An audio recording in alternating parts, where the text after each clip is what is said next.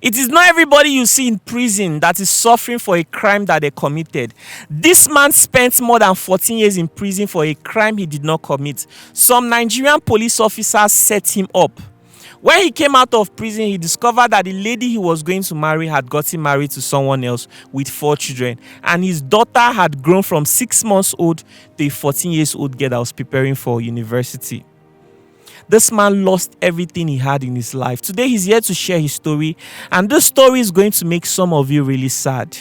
This is his story. Something dramatic happened. They now ask me at night that they want me to do something for them. I should help myself and help them. Then they know that I'm just a driver for this journey. He said I should testify that the security police killed the man, the owner of the vehicle. I started crying at the court at that moment because that was when I knew what was before me. The very first day I entered the prison, it was another world entirely. The first food they served me was the first torture.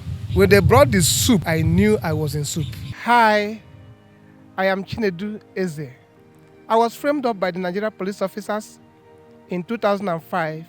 I went to the prison and spent 14 years on awaiting trial on a case of armed robbery, culpable homicide, and conspiracy, a case I knew nothing about.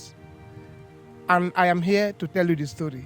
This is my story. Oh my goodness, sir, I can't believe you spent 14 years in prison for a crime you did not commit. Can you tell us about it?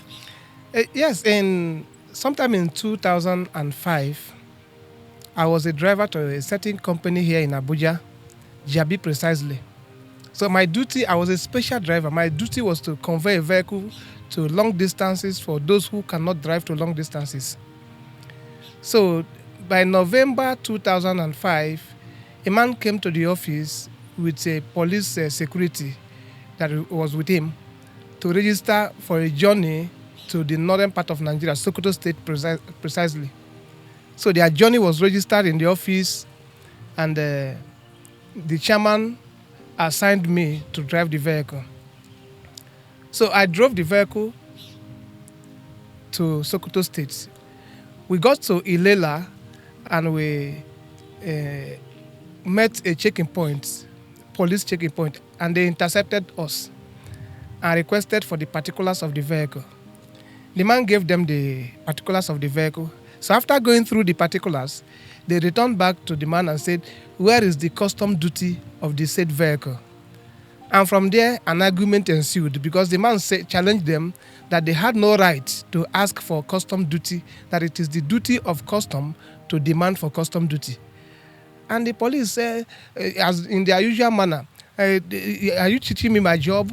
Do you want to tell me how to do the job?" And from there, he slapped the man. In the presence of the police security that was with him. So, but based on number, one police security that was with him cannot overpower about 7 police officers on checking points. Yeah. So when he slapped the man, without wasting time, slapped back. He slapped the police officer back? Yes. Wow. And that is how they gathered him like bees and started beating him. And from there, they forced him into their own car and asked me to drive the car and follow them behind. That is how all of us drove to the police station. So on getting to the police station, they started asking of identity. I identified myself, where I was working, my journey, and the driver's license and the ID card of the office. They said, "Okay, you stay aside." They asked the security, the police that was with the man, where he was serving. He said he was serving at 21 PMF then. That was Nyanya Squadron. So they contacted the commander of 21 PMF, and he responded that the man was working under him there. And the owner of the vehicle also was from Abuja. So the commander now asked them to bring all of us back to Abuja. And that is how we were all brought back to Abuja that same November. So when we got to Abuja, they kept me at 4th CID Area 10. The policeman, I didn't know where they kept him to. And the owner of the man, I didn't know where they kept him. But something dramatic happened. When we got to the first headquarters, they now asked me at night to come out. I came out and they asked me that they want me to do something for them. I said, what do you want me to do for you? He said, I should help myself and help them. I said, in what category? I don't know the help you needed for me to help you and help myself. He said, okay, that I should help them, that they want to use me as a prosecuting witness. And they know that I'm just a driver for this journey, but they are going to use me as a prosecuting witness against the security police that follow that man. I said, how? He said I should testify that the security police killed the man, the owner of the vehicle, in order to do away with his vehicle. Wait. I say, wow. The police officers were asking you to accuse the security Police guard yes. of that your client. Yes. Wow. That he killed The man. to go away with the vehicle. I said, no. I said, I cannot. I saw it too risky and too dangerous. Moreover, it is not good to level allegation on an innocent person. So I said I was not going to do it. And one of them told me, he said, look, we want to help you to go back to your office tomorrow morning. We will help you and you will help us. But if you refuse to cooperate with us, you will regret your life. So I thought it was just a mere threat. I never knew it was something that was going to keep me in the prison for so long. So I told them I was not going to do it. First thing in the morning, they went to my office and invited the chairman, the secretary, and the treasurer. And they asked them to bring the diary, the official diary, where the journey was registered in the office. They brought it to the station. When they came to the station, the police collected the official diary from them and told them to go back to their office. That when they finish their investigation, that tomorrow morning that they will send me back, that I will come back with the official diary. They deceived us all. So the chairman went back to the office with the other officials. The following morning, very early in the morning, they moved me with the police security. They moved both of us to court without telling my office. I didn't even know my offense until we got to court. When we got to court, standing in the dock, they started reading a charge against me. That you, Mr. Chinedu, conspired with this police officer, that is the security to the man. You conspired with this officer to kill this man and to go away with his vehicle. Jesus. I said, Jesus. I started crying at the court at that moment because that was when I knew what was before me. I started crying and I was telling the judge, no, it is not true. It is not true. This is not what happened. What's the judge's name? So the judge is Justice Talba Abubakar. He's now in appeal court, Ibadan. So what did the judge say? So now, the judge said, no, don't worry, you have a lawyer. And that time, I didn't even have a lawyer. I was not pre-informed. What about your company?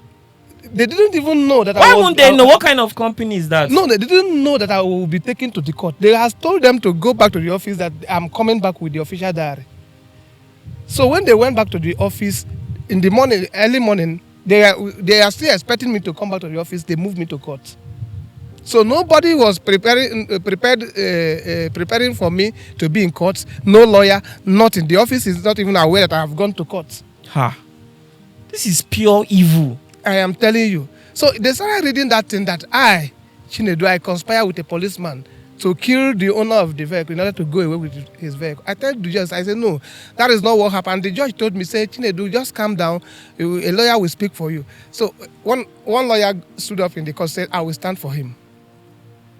I was trying to tell the judge that this is what happened. Even my office, they are not even aware that I'm here now. And the judge said, just don't worry, calm down, just take your plea. Are you guilty or not guilty? And I told the judge, I'm not guilty. It's okay. That is okay for now. He wrote that I'm not guilty. And then he said, now remind them for prison and bring them back in 2 weeks' time. That was the beginning of my journey of misery. Jesus. So that was how you were sent to prison? That's how I was sent to prison.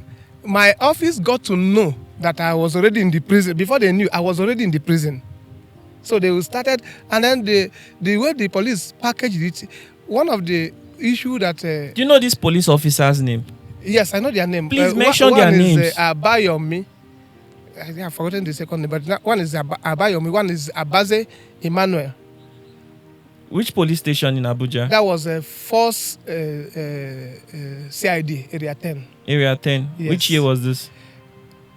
It happened 2005. Who was the DPO there? No, it's not DPO. They are not using DPO. It's state CID. Yes, Okay. yes. So I don't really know their ranks. But this I'm is fine really in there. sad though. Imagine this was your dad. I am telling you. So that was how you started your journey in And that prison. was how I started my journey in prison. And you know what? One of the most painful aspects of it is that I had a daughter of 6 months then. Okay. So the person I was into a relationship, preparing to get married, and then we had a baby along the line. So our baby was just 6 months. This lady, did she know that you were in prison? She knew when I was already there. A warder, the prison official contacted her that I'm here. That's how she got to know that I was in prison. Okay. Because she was just expecting that I've gone to work, I will come back, and night come, morning come, night come. She didn't hear from me. No news, no trace. Jesus Christ of It's Nazareth. like I was stolen out from her and from every other person. So I was there in the prison, adjournment upon adjournment. And as an accused person in Nigeria, you don't have a right, when you have just taken your plea that I am not guilty, you won't speak again.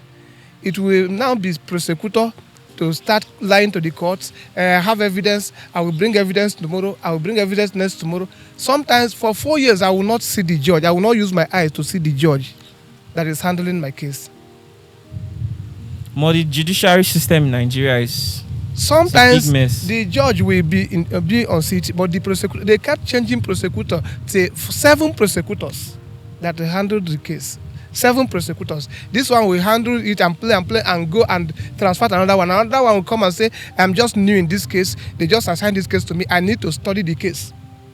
And that is how I was delayed for 14 years. Chai. Awaiting trial. So your child from the age of 6 months when you went to prison? In fact, when I came out from the prison, my child was already a big girl, yes. 14 years old. She was 14 years old, and she's very grown.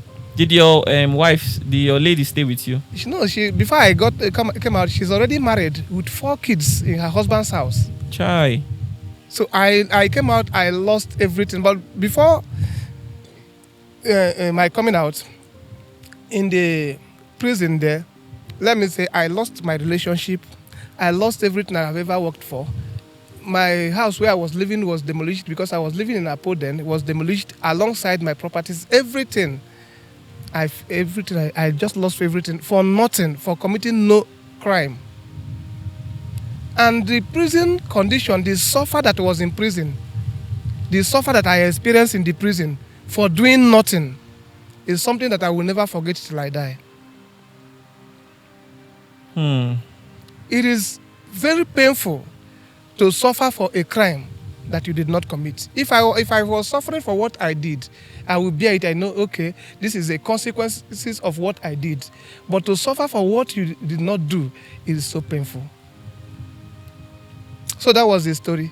At the end of 14 years, the judge had been promoted from high court to appeal court and taken away to Ibadan. But he came back from Ibadan because no judge was able to handle the case. I transferred the case to 4 courts. But when the case got to the judge opened the file, say, what? Since 2005, no, I cannot do it. Where will I start from? He will say, no, take it back. That's how 4 judges rejected my case back to that same court. So my lawyer had to write, the judge had to come from Ibadan to Abuja to sit on the case. And at the end, the judge said that he had seen nothing. When the prosecutor brought the case to him, he was thinking that, yes, he has seen an armed robbers. But now he has seen nothing in the case that should warrant this accused person to be imprisoned. That he now discharged me unacquitted. Everybody were congratulating me, but I was not carried away by congratulation. But because you are congratulating me, what happens to my 14 years? Yes, I was discharged and acquitted, but my years has gone in prison. 14 good years. I just came out 2019, 2nd of May. Hey God, what kind of life is this? Somebody will go to work and not return home, eh? So how about those police officers? Did you sue them or did you take any action against them? I did not sue them. I did not take any action because one thing is that we have a failed system already. I have a lot of people in there that were innocently accused as me. They came out, they sued police. Some of them, court awarded them 20 million, some 100 million, some social amount of money. But even some of them were officers, but till date, they didn't get anything. So it's just a waste of time, resources, and energy. Now, I would like to ask you something. Can you tell us about your experience in prison? What were some of the most difficult things you experienced in prison? Okay, now, the very first day I entered the prison, it was another world entirely, different from this society. When I got there, the first food they served me was the first torture that I received. When they brought the soup, I saw the soup, I knew I was in soup. Because the soup was like a condemned oil, like oil you remove from your car. You can mirror yourself with it, just black. There's nothing. When I saw the soup, I started crying. Is this what I was going to go through? And nobody even knew where I was. That was the most painful part of it. Okay. The facility itself was meant for 480 people. 480 people. But the people in there were 999. Wow. Let me just say 1,000. So people were lying on the bare floor like sardine. Some will face like this, some will face like this. That is how I laid. There's no place, there's no space. And the WC then, where people used to defecate, is only one WC, serving about 1,000 people. You can imagine how dangerous that place is. How dirty and dangerous. That was my experience. That, in fact, I thank God that I came out alive because I cannot count how many people that died in my presence. Are you serious? Yes. People died in your presence. So many people Tell us that died about in it. my, Go in my- in my- depth my and talk presence. about Now, everything you experienced. There's a friend I had. His name is Ejiko Onyengwe from Imo State. He died there. He was very young, younger than I. He spent 13 years and died there. What was his? He was selling shoe at Use Market. And then in their neighborhood, there was an armed robbery attack. And somebody said, I had a voice like him. I had a voice like him. And that's how police picked him. Jesus Every effort Christ. for him to explain himself. Not that I saw him, I had a voice like him. I heard somebody's voice that sounded like him. like his. That was how police That's grabbed how him. Police grabbed him. He spent tried 13 years. 13 years and he died. And the most painful part of it is that he's the only son of his mother. The only child, I mean to say. No sister, no brother. He's the only child of his mother. He died. That was the death that really touched me while I was in prison. What did he die of? He died of mental torture because his case he was kept adjourning his case. Every time he would tell me when will he see his mother, that his mother is the only person he has. Unfortunately, he didn't get to see the mother, and the mother did not get to see him too. So the suffering in prison is something that you will never even wish your enemy to experience. It is difficult. It is worse than being dead sometimes. Yes. And that is why... So, in prison, I'm sure you came across a lot of innocent people. Can you tell us about some of the innocent people you found in prison? You know, before going to the prison, I was thinking that everybody in prison are criminals. That has been my mindset. I used to see prison motto taking inmates to court. I used to think that they were all criminals, not until I went there. And now discover that if I'm to do it by ratio, it's 80-20. The innocent ones will be 80, while the 20 ones will be guilty. And that's why when you get to the prison, it is awaiting trial that are higher. Because most of them, they didn't commit any crime. No evidence. No evidence to prosecute them. So the prosecutor will just use trick to waste their years in prison. Then at the end, they will still come out. What is prosecutors? How are they able to sleep at night? How is God able to even bless their family? And I'm just worried about, like, I am not sure that they are blessed. You can be getting money, but you are not blessed. The blessings of God is something that maketh rich, and there's no sorrow attached. Most of them cannot sleep. Most of them cannot sleep at night because of the evil because they knew quite well that the IPO is telling them the lies, but they will connive and conspire with the IPO to prosecute an innocent person in the prison. What are some of the corruptions you experienced in prison? Well, we say that the prison officials, they are not saints, but they are not bad in discharging their duties. They are doing well. They are trying in discharging their duties. That is what I can say about the prisons. Just that there is no much equipment for rehabilitation in the prison. There's nothing to because the prison are the last chain of reformation that will send criminals or those who have been to the prison back to the society. So, and they are not equipped. They don't have the equipment to reform anybody. There's nothing to reform anybody with there. You will just stay. At the end, you come out. It's recently that National Open University brought school there.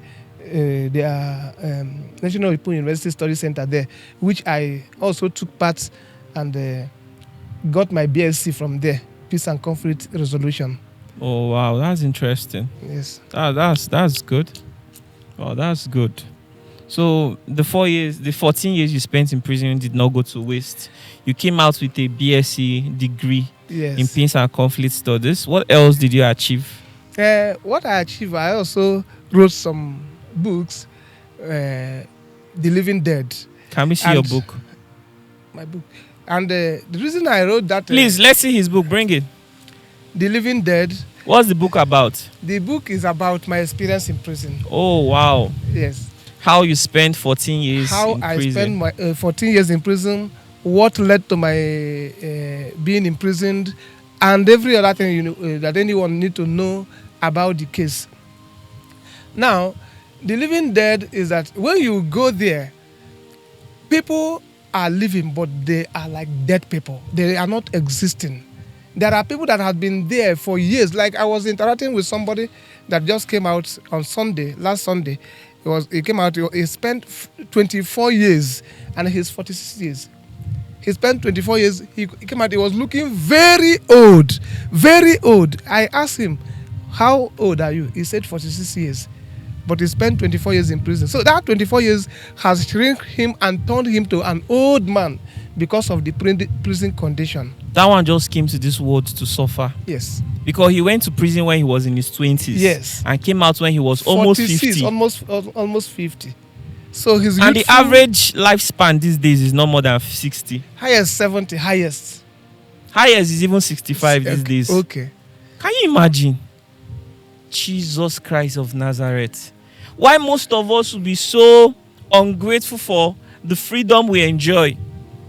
When your legs tells you, on my own komodo, you go out freely, you come back safely, you eat shawarma, pizza, egusi soup, you socialize your friends, your family.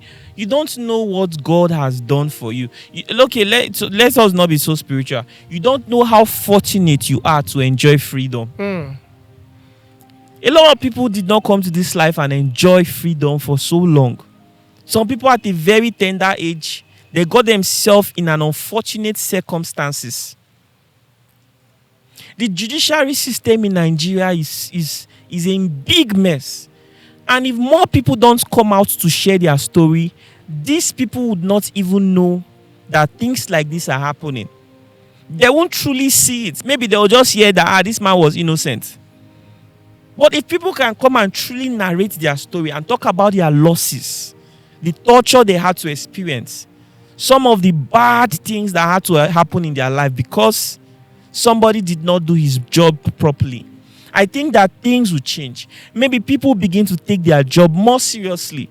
Because why would you want to take up on the job of a judge and a prosecutor if you are not going to see through the case that was sent to you, that was assigned to you?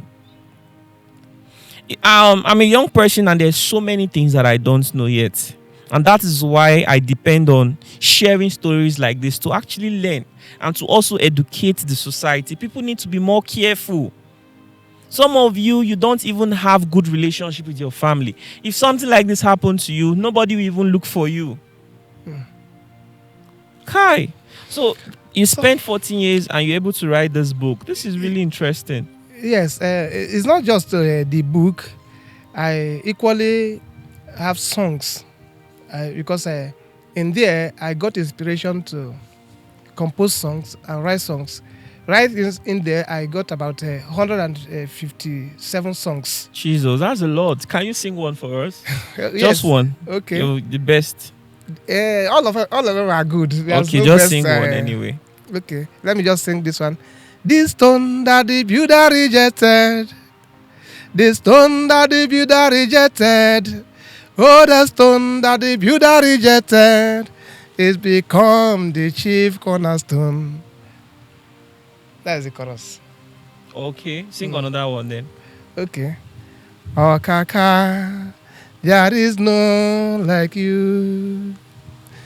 We declare that we alone are God. Oh, Kaka, there is none like you. Oh, we declare that we alone are God. I can actually play them. No, don't worry. To avoid copyright issues, Okay. we tend to make everything original. Okay. Wow, so you sang the songs and Yes. up to even 157 of them. Yes. That's really interesting. So, having seen the suffering that innocent Nigerians are suffering in prison, no proper welfare taken care of, no proper reformation taken care of, and then when they come out, an inmate come out like this, the society will stigmatize them, and you see the person going back to prison, because when the good fail to play their role, the bad will have their way. I've come to understand that if you leave the duty of reformation to the government, our society will be in danger because none of the inmates will come out reformed. So I see it that is a duty call for the general public to reform, because if you say nothing concerns you, you may be right, but every person in prison, no matter how long it takes, will come out someday and will mix with us. We still mix with you in your neighborhood or with your children. So directly or indirectly, they are still with you. So to have a better society, when I come out, I thought of what I should do. And then I was inspired to open a foundation, which is a Chinedueze Foundation, that focuses on the welfare of the inmates, the reformation of the inmate, and proper reintegration. Why I say proper reintegration is that, like in the prison, there are workshops there. But when you talk of skill acquisition, for example, those using learning tailoring, they are still using that butterfly old manual machine. So the person can learn with it, but if he come out, he is not immediately useful to the society, because the machine that is going to meet is strange to him. He don't know it. He doesn't know it. So we cannot leave them at the mercy of the government, because it will still affect every one of us. So that is why I am calling the general public, the society, everybody, please let us come together for this proper reformation of the inmates in prison. Your brothers, your sisters, your husbands, your children, they are there suffering innocently. Please, if you have the mindset that everybody in prison is a criminal, it is a lie. It is a wrong notion. Not everybody in prison is a criminal. I was once there, and I didn't do anything to take me there, and yet I spent 14 years. Wow. This is really sad. So can you tell us some of the things your foundation have engaged in so far? You say? Some of the things you've been doing with your foundation. Okay, so since Because one thing is having the idea, another thing is execution. Yes, the foundation I've started, though it is something that is beyond one person's capacity. So I've started and I've been going to the prison. I have been going for some time now. Since I came out, I've been doing it. Number one is that I used to go there with some teachers. I would just hire some teachers to go there to teach them and prepare them for WAEC. So that, because there is a WAEC center in the prison, the little one we can register, we register as the one that my hand can reach. If it is 5 candidates that I can register for WAEC, I will register them for WAEC. I think I will be proud to say that I have registered, let me say, about 30 inmates for WAEC, to write WAEC. And then I also go there to teach them about moral life, how to avoid crime, and how not to return back to the prison after release. Aside that, well, I've also gotten a workshop here in Apo, Power Plaza plus D14, where I will have as a training center for those that comes out, because most of them come out, the society reject them, isolate them, stigmatize them. They have nowhere to go, and some of them have no skills. So I'll just keep them there, and then we don't have much there. What we have now, we want to have as much skills as we want. But what we have there recently now is laundry, soap making, and perfume making as well. That's what we have for now. That anyone that comes out, we train them and empower them as little as we can. We don't have enough. That is why we are calling out to the public for support and partnership. And your presence also matters. When we are going to the prison, you come physically. Let's go there so that you will see them. It is open. Nobody will stop you from going there. So what you are saying is that you are using this medium to invite the public to join you to go visit the inmates. Thank you, sir. Okay, that's really interesting. So I feel like this is a very good opportunity. So some of you can see life itself. Most times when we produce, the stories we share on our platforms, some people think that they are arranged. No. They are just too terrible to be true. This man is giving you guys an opportunity to come and see for yourself the reality of everything he's saying right now. So we are going to tag your foundation across our social media platforms. Make sure you provide the details of your platform to, I don't know which of my staff you're in contact with. Please do so. We tag you, and people should support this vision of yours. Like you said, it is not something that you can do alone. You need people to come together to help you achieve this. And I pray that as we do, may we not end up unfortunate. See, that should be our biggest prayer. Amen. Father, Lord, please guide me and protect me so I don't end up unfortunate. This world is very wicked. This world is very wicked. And it's just unfortunate that some people came to this life and they've never had good experiences.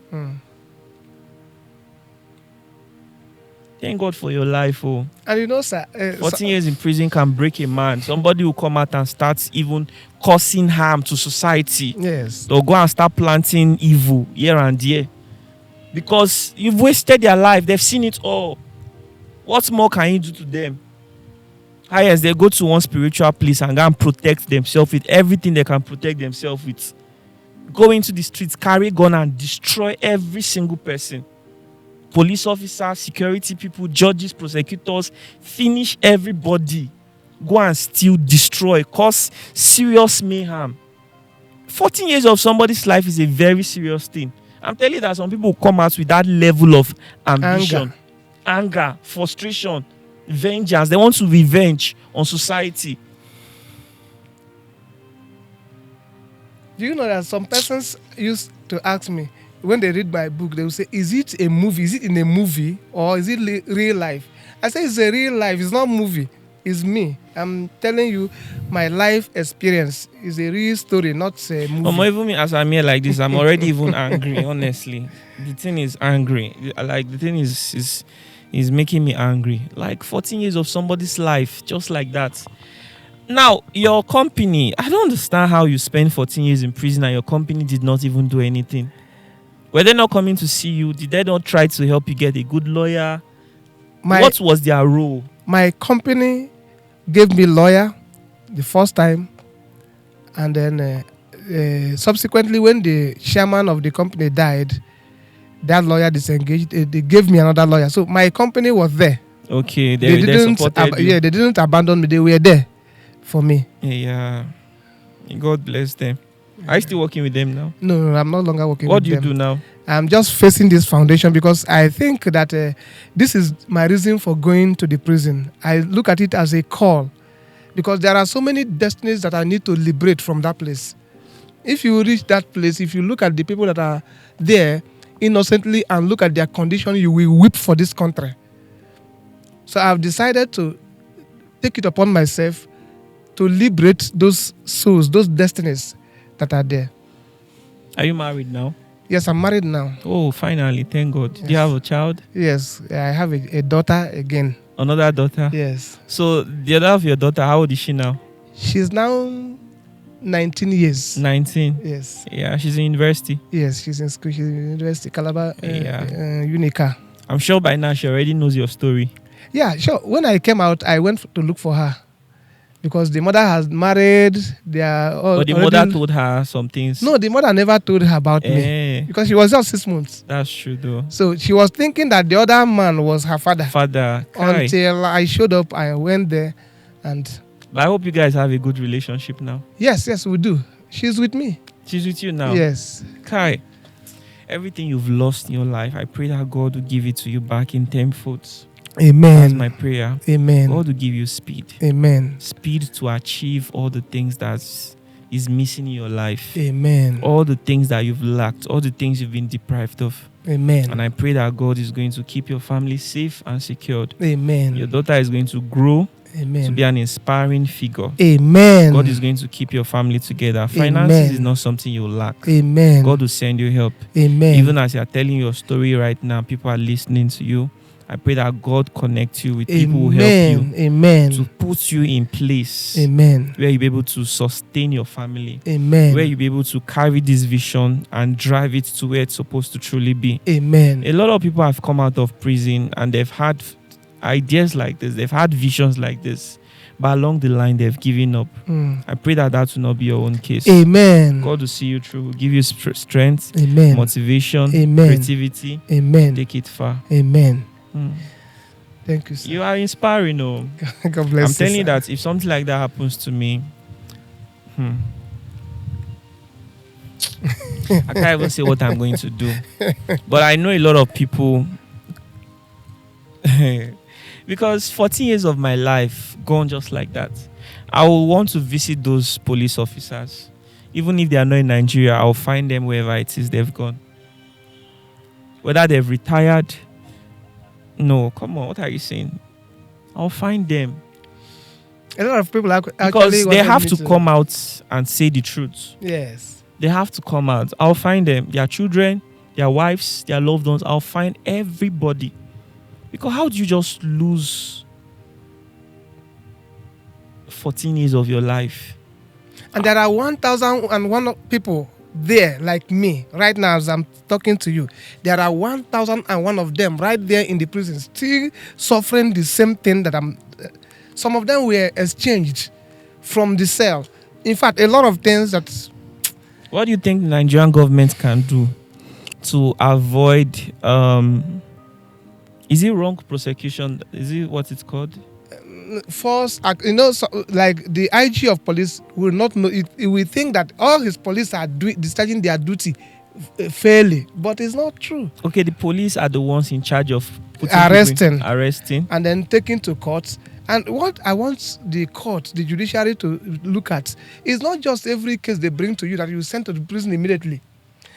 And then there is in the constitution, it said that every person an awaiting trial should be tried within a reasonable time. So that reasonable time should be, let's see, 6 months or highest 1 year. But you cannot keep person in the prison 1 year, 2 year, 3. Before taking the person to the prison, you must have gathered your evidence. If the person is guilty, take him to the court, present your evidence.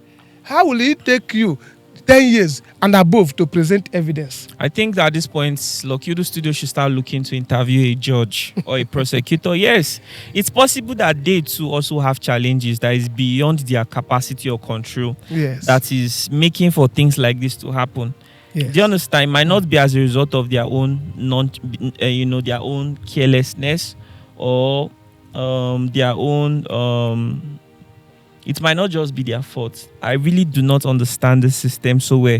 Most times it is true stories like this that, I begin to pay attention to things like this, honestly. So we have to do that, because if we do not tell stories and create awareness, society will just continue the way it goes. It is because of something that happened, was it in 2019? It happened. That a police officer in the United States, he held a black man on the floor and held him in a very critical position that the black man could not breathe, and he lost his life. And that was how Black Lives Matter movement started. I don't know if you can remember. Yes. So, when stories are told and when they go viral, then the law will begin to they'll begin to make adjustments. Yes. They have to. I'm speechless. May we not end up unfortunate. Amen. God, please help us, protect us, Amen. guide our paths, Amen. help us. Amen. So, guys, I think we've said all that needs to be said. Yes. Maybe one of these days you can invite us, let us also come along. Yes. I really want see how you go about your foundation. Yeah. All right. Okay. All right. So we'll tag you. Let people support It's okay. what you do, this vision. Okay. That's all right. So you guys will reach out. These days we try as much as we can not to call people's phone number anymore. Okay. For safety reasons and for other reasons. Yes. So if anybody wants to talk to you, they can either reach out to you directly, or if they reach out to any of my staff will then send that person directly your contact after confirming their identity. Because what we don't want to do is to make the people who come on our show vulnerable. You don't know who is watching. Yes. You don't know who is against you, right? So anybody that wants to reach me should reach Lokiudu Studio. They can still reach you directly. We'll tag you. Okay. Yes, on Instagram, they can reach Facebook us on the Instagram and the rest. Okay. All right, guys. Thank you so much for watching this very episode. You've heard the story yourself. It's a very sad one, and a story like this should make some of you really, really worried. If we don't start to pay attention to things like this, someday we might end up being a victim of the victim story. This is something that can happen to anybody. So that is why when you see a good cause, we have to support it. When you see a case of injustice, you have to pay attention, because you don't just know when you might also end up being in that same situation, and you might need people to pay attention to you too. May God help us. Thank you so much for watching this episode. God bless you all. I'm using this opportunity to tell you guys that we are now on Spotify. So we have the audio versions of our videos on Spotify. Go there, the Lokiudu Experience. Follow us, listen to our episode, leave your reviews and your comments, and keep supporting this platform. YouTube have given our viewers option to send us super thanks. Support us so we can keep telling the stories and make it alive. God bless you all so much. Thank you, sir, for sharing your story. I pray that God helps you and take you from grace to grace. Amen. So if you have somebody who is in similar situation or had similar experience, and you feel that they also need to share their story so we can create awareness and people would know that there are so many people that are going to the prison every day for something that they did not even do, that will really help. It's okay. If we have more of the stories being pushed out every day, you'll see that people begin to pay attention. People would really begin to pay attention. So please, let it be our social responsibility, okay? To help people. Do you understand? Encourage them to share their story. God bless you so much. Thank you, sir. Let's say bye to our viewers. Thank you, guys, and bye.